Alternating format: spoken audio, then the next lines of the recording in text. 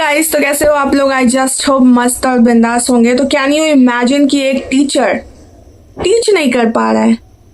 मतलब एक शिक्षा देने वाले आदमी को क्या कहते हैं? हम शिक्षक कहते हैं। और एक शिक्षक को शिक्षा देने से वंचित किया जाए तो ऐसे पे आप क्या कहना चाहोगे?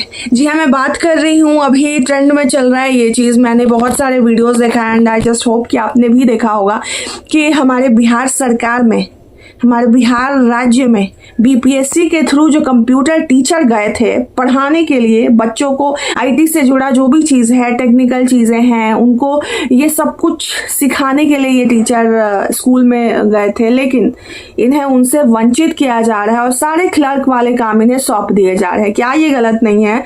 अभी हाल फिलहाल में पटना में इन लोगों ने सम्मेलन करा था अपने जायज़ मांगों को, जी हाँ मैं कहूँगी कि उनकी सारी मांगे जायज़ है, अपने जायज़ मांगों को सामने रखा एंड आई जस्ट होप कि उनका ये मांग को पूरा किया जाएगा। शिक्षक शिक्षा देने के लिए जब आया है, वो लालायित है बच्चों को पढ़ाने के लिए, बच्चों को कंप्यूटर से रिलेटेड सारी चीज़ें बताने के लिए। आपको ये बताना नहीं होगा कि आज के समय में कंप्यूटर कितना ज़्यादा ज़रूरी है। सब कुछ आजकल एआई पे डिपेंड हो गया है और ऐसे में बच्चों को ये शिक्षक क्या कुछ नहीं सिखा सकते हैं अगर इन्हें मौका दिया जाए तो। लेकिन अफसोस हमारे बिहार राज्य में एक कंप्यूटर टीचर को कंप्यूटर पढ़ाने से ही वंचित कर दिया जा रहा है।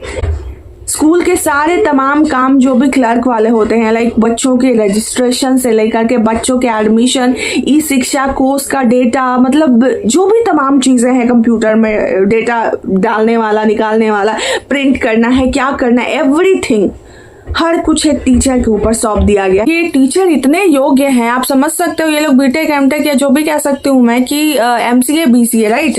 तो ये एमसीए बीसीए करके अच्छी अच्छी कंपनी को छोड़ करके आए हैं भाई। अच्छे अच्छे मोटे मोटे रकम वाले जो वेतन होते हैं वो छोड़ करके ये लोग आए हैं कि मैं अपने राज्य के बच्चों को शिक्षा दे पाऊंगा।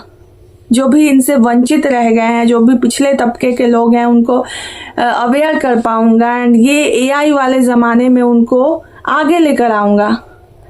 तो इस तरह के योग्य टीचर को आप योग्यता साबित नहीं करने दे रहे हो, ये बहुत गलत चीज़ है।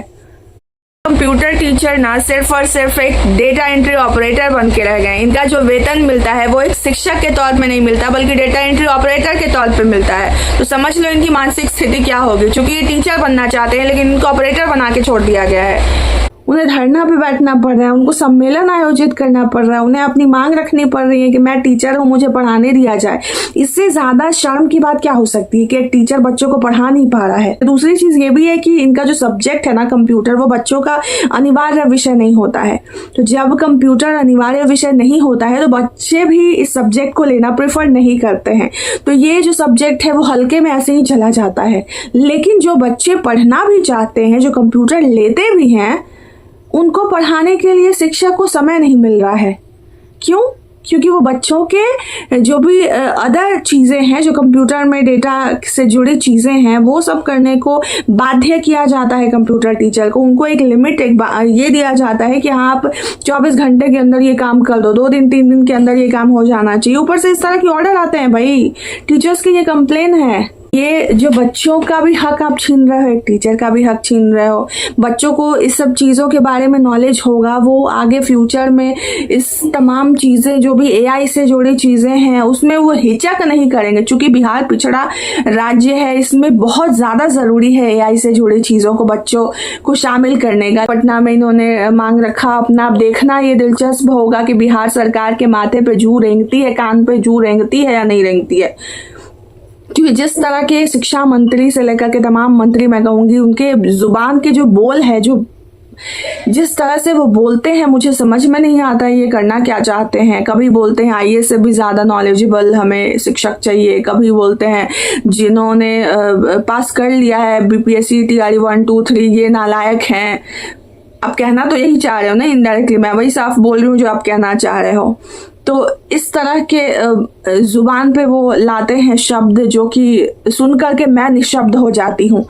आप रिप्रेजेंटेटिव हो बिहार के एंड आपके मुख से, चाहे वो मुख्यमंत्री हो, शिक्षा मंत्री हो, कोई भी हो, आप प्रतिनिधि हो बिहार के, आपसे बिहार जाना जाएगा कि आप किस तरह से बोल रहे हो, क्या बोल रहे हो, उससे जज किया जाएगा कि जब मंत्री ऐसा है, रिप्रेजेंटेटिव ऐसा है, तो बिहार कैसा होगा। एंड आप इस तरह की चीजें, आपके अकॉर्डिंग सबसे ज्यादा नॉलेजेबल पर्सन आईएएस होता है एंड उससे ज्यादा नॉलेजेबल टीचर हमें चाहिए। क्यों सारे बच्चे यूपीएससी क्रैक करने वाले हैं क्या? कुछ बच्चे खिलाड़ी बनेंगे, कुछ बच्चे साइंटिस्ट बनेंगे, कुछ बच्चे टीचर भी बनना चाहेंगे, कुछ डॉक्टर बनेंगे, कुछ इंजीनियर बनेंगे। क्यों आईएएस भाई? मतलब क्या सोच के ये लोग भड़ाक से बोल देते हैं?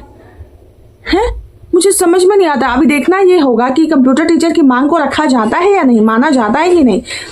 इनकी मांग जायज है भाई, एंड कोई टीचर पढ़ाने के लिए मांग कर रहा है कि मेरा हक मुझे लौटा दो, तो इससे ज्यादा शर्म की बात बिहार सरकार के लिए नहीं होने वाली है। उनको मानना पड़ेगा ये चीज। पढ़ाने के लिए ही वो स्कूल में गए हैं एंड उनको पढ़ाने नहीं दिया जा रहा है। बाकी सारी तमाम चीजों का लोड उनके ऊपर धर दो एंड बाकी टीचर पढ़ा रहे हैं या नहीं पढ़ा रहे हैं, नल्ले भी बैठे हैं, लेकिन उनको कंप्यूटर वाली चीजें नहीं दिया जाएगा क्योंकि उनको कंप्यूटर टीचर है नहीं, उनको नॉलेज नहीं है। ऐसा थोड़ी होता है भाई।